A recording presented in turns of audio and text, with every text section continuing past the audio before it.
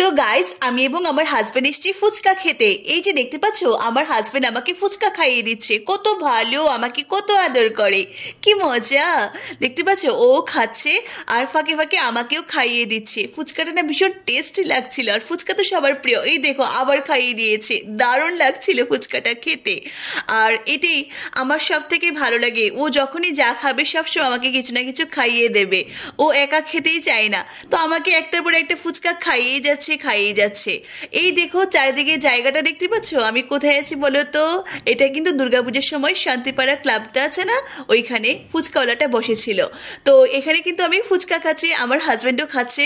Actually ওই খেতে চেয়েছিল ফুচকা, তো ও ফুচকা খেতে গেছে, তো আমি এখানে ক্যামেরা করছি তোমাদের সাথে শেয়ার করব।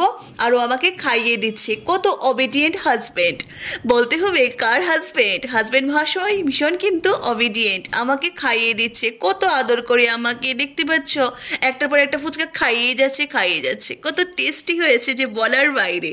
আর ফুচকা আমার ভীষণ ফেভারিট, যখনই কোথাও যাব ঘুরতে আমার পানিপুরি ফুচকা খেতেই লাগবে, আর টকটক লাগে, মুখে রুচিও আসে।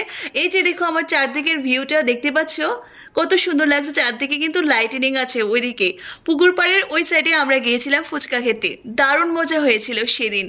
আর এই যে দাদা কিন্তু ফুচকা বানাচ্ছে আর আমাকে আমার হাজব্যান্ড ফুচকা খাইয়ে দিচ্ছে, দারুণ লাগছে, উফ কি বলবো। তো এটাই হচ্ছে সব থেকে বড় কথা, আমার হাজব্যান্ড আমাকে খুব ভালোবাসে, আমি খুব হ্যাপি, আমাকে ফুচকা খাইয়ে দিচ্ছে, কি মজা।